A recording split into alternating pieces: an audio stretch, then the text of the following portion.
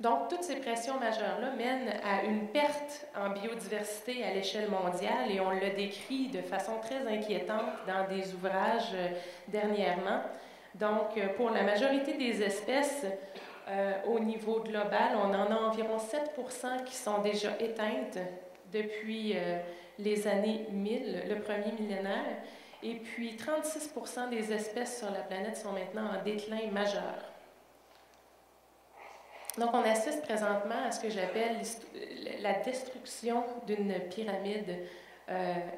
Et là, vous ne voyez pas le texte qui est en dessous, je m'en excuse, mais ce que ça dit, c'est que dans un écosystème, la façon dont l'énergie est transférée ou circule dans un écosystème est organisée un peu comme une pyramide. Alors, à la base de la pyramide, vous avez les plantes, la production primaire, et l'énergie se transfère via la chaîne alimentaire jusqu'au sommet de cette pyramide-là. Puis, ce qu'on fait présentement, c'est qu'on a des changements de l'habitat, comme vous l'avez vu avec les chalutages, et des changements dans la production primaire avec les changements climatiques.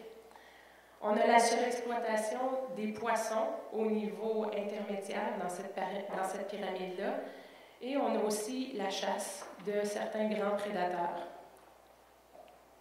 Donc, au cours des siècles, ce n'est pas la première fois où c'est arrivé qu'on est passé au travers d'une phase comme ça où la biodiversité en prend un coup. Il y a eu des extinctions dans l'histoire de la planète qui ont été majeures. On les appelle les grandes extinctions. Donc, je vous les liste ici. J'en ferai pas le détail, mais il y en a eu 5 au total. Au Crétacé, il y a les dinosaures qui sont disparus, puis on croit que c'est à cause de l'impact d'un météorite. Et puis, vous avez différentes espèces comme ça qui sont disparues au fil du temps à cause de ce qu'on appelle une grande extinction. Et ce qu'on se demande maintenant avec ce qu'on est en train de faire au niveau de la planète, c'est si on n'est pas en train d'assister à la 6e extinction de la majorité des espèces qu'il y a sur la planète. Bon, c'est la partie un peu pessimiste de mon propos, mais je vous prierai, s'il vous plaît, de ne pas sortir d'ici en pleurant. Les espèces, comme je vous disais, qui ont été affectées par le passé, il y a eu différents groupes d'espèces, les dinosaures, des invertébrés, certains mammifères sont disparus, des poissons sont disparus. Et qui est le prochain dans le collimateur, selon cette théorie de la 6e extinction? Eh bien, c'est Tarzan et Jane. Donc, c'est nous. Si on ne fait pas les efforts nécessaires pour préserver la planète, il se peut bien que la vie continue sur Terre, mais sans nous. En fait, il y a Hubert Reeves qui proposait cette idée-là, qui disait que les espèces qui durent sont celles qui savent s'adapter. Et la nature ne fait pas de cadeaux. Alors, présentement, on vit probablement le millénaire le plus excitant de l'histoire de l'humanité parce qu'on est rendu rivé au pied du mur et il va falloir s'adapter pour pouvoir survivre. Si les espèces disparaissent, qu'advient-il du reste? Je vais y revenir un peu plus tard pour le golfe du Saint-Laurent, mais ce que je veux vous dire, c'est que dans un écosystème, tout fonctionne un peu comme une roue d'engrenage. Donc, s'il y a une espèce qui disparaît, les interactions de ces espèces-là avec les autres espèces de l'écosystème vont avoir un effet aussi. C'est un peu comme un tricot ou un chandail où vous enlevez un bout de laine et puis un autre bout de laine. Et puis, à force d'en enlever comme ça, à un moment donné, votre tissu va perdre de sa force. Donc, la biodiversité, ça a une valeur aussi. Et comme tout se chiffre en dollars de nos jours, la biodiversité, on a réussi aussi à la chiffrer. Je vais vous montrer un peu quelle est l'utilité de la biodiversité à différents égards. Bien évidemment, premièrement, il y a l'utilité pour l'humain au niveau de la production de nourriture, que ce soit par les pêcheries ou l'aquaculture. Au niveau marin, c'est une utilité qui est non négligeable, avoir une bonne biodiversité. L'humain dépend aussi directement de la biodiversité pour des trucs comme les produits pharmaceutiques. On a de plus en plus d'industries en biotechnologie marine qui découvrent des produits pharmaceutiques. En fait, il y a 20 000 espèces qui contribuent à la production de médicaments ou de composés qui réussissent à traiter des maladies, à traiter des gens et puis qui sauvent des vies ultimement. Un autre exemple en bas, la cornée des requins, c'est la seule espèce connue qui a une cornée qui est compatible avec celle de l'humain. Donc, ça peut être une avenue intéressante au niveau de la science. Évidemment, la biodiversité, c'est aussi l'agrément et le charme. Donc, la biodiversité, c'est aller se promener, faire du tourisme et puis pouvoir apprécier cette nature-là qui nous entoure. Simplement, en 2007, ici dans la région Gaspésie-de-la-Madeleine, on avait 14 millions de dollars qui dépendaient directement de cette biodiversité-là, qui étaient reliés aux dépenses touristiques reliées à la faune, par exemple, dans la région. Donc, 14 millions de dollars en 2007, ce n'est pas négligeable. Il y a aussi une utilité dans la nature au niveau de la biodiversité marine, ce qu'on appelle les services rendus à l'écosystème par la biodiversité. Au niveau marin, on parle par exemple de régulation du climat. Les océans fournissent une opportunité extraordinaire de fixer le carbone atmosphérique et ainsi de ralentir un peu les effets du changement climatique. Les bactéries qu'on retrouve dans le sédiment marin ont une capacité de filtration et de détoxification au niveau, par exemple, du pétrole. La production primaire aussi et la photosynthèse par les plantes dans les marais, par exemple, représentent une source d'oxygène qui est importante au niveau de la planète.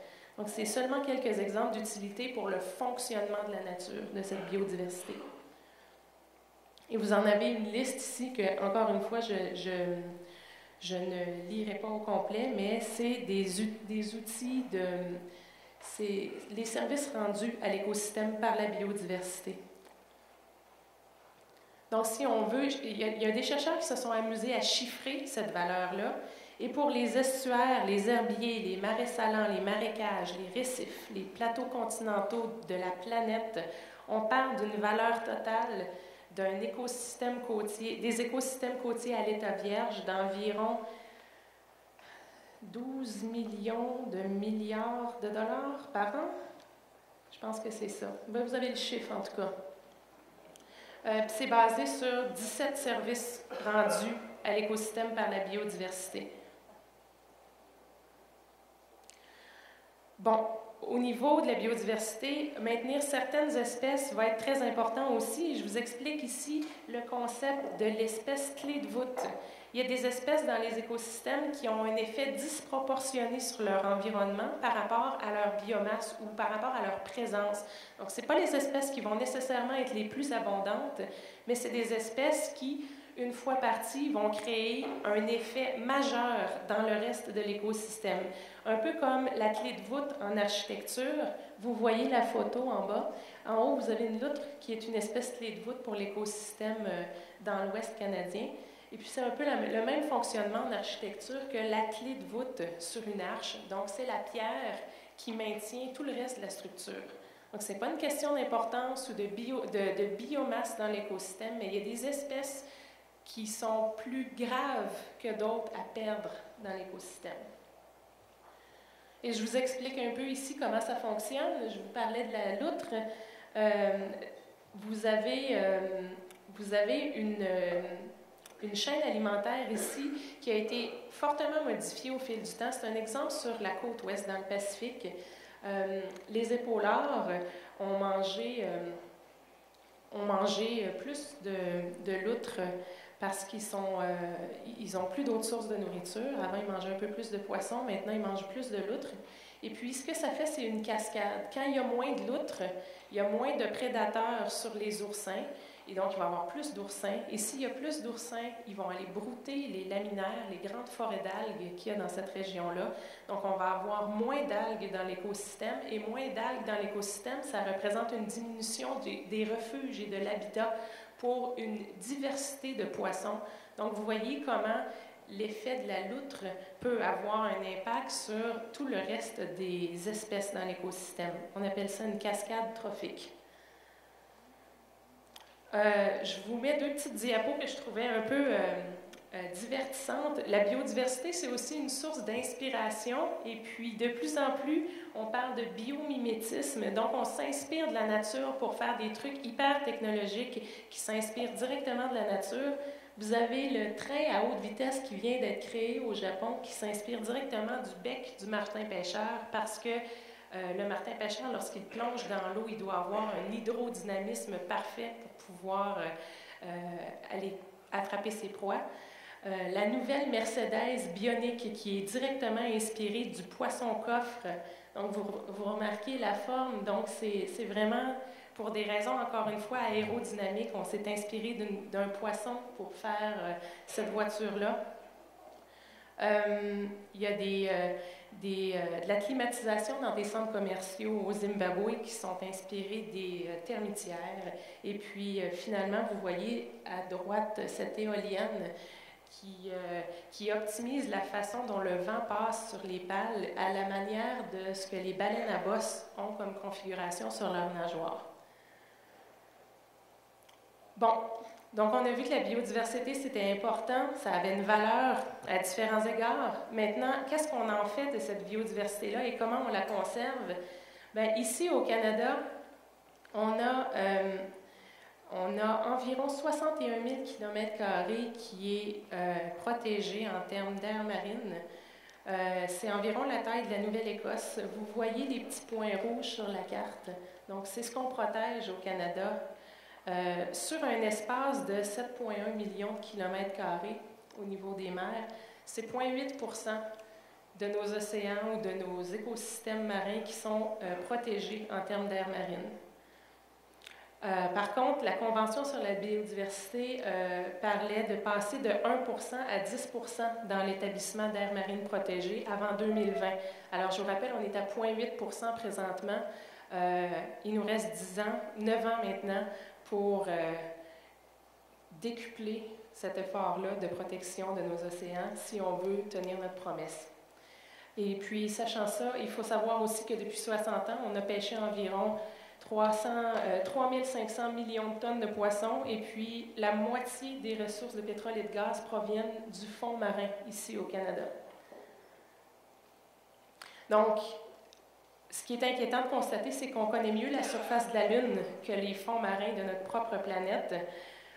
Aux États-Unis, on investit environ 2,1 milliards par an depuis 2001 pour la station spatiale. Ici au Canada, c'est 373 millions par année pour l'Agence spatiale. Puis, au niveau de la conservation des écosystèmes, bien, les budgets fédéraux sont assez limités pour la conservation de la biodiversité. Donc, on connaît mieux la surface de la Lune que ce qu'on a dans le fond de nos océans. Bon, si on passe maintenant au golfe du Saint-Laurent, c'est quand même un écosystème qu'on connaît bien. Je vais vous expliquer un peu comment ça fonctionne. Donc, vous avez une carte ici du golfe du Saint-Laurent à droite, et à gauche, c'est une image satellite, à peu près la même région qui a été prise par la NASA. C'est un écosystème majeur au niveau du monde. C'est un des grands écosystèmes de la planète, même si en surface, ce n'est pas un très grand écosystème. Caractérisé par une grande diversité biologique, c'est important de le retenir parce que la biodiversité ici dans le golfe, elle est vraiment importante.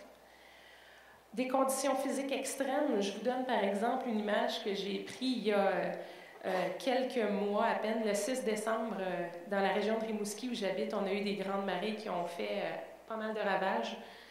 Et je pense que c'était la même chose à peu près partout dans l'Est du Canada.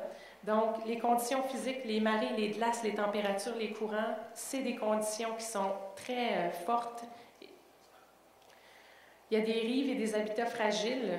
Donc, l'érosion côtière, c'est un autre phénomène qui est de plus en plus présent. Un large bassin de population pour tout le golfe du Saint-Laurent. Les communautés vivent en région côtière. On est directement associé à ce golfe-là. Et il y a de nombreuses activités socio-économiques qui dépendent et de développement qui dépendent directement du golfe Saint-Laurent. On n'a qu'à penser à l'écotourisme, le transport maritime, la pêche, l'aquaculture, l'ingénierie côtière. Donc, les communautés côtières dépendent étroitement de ce golfe.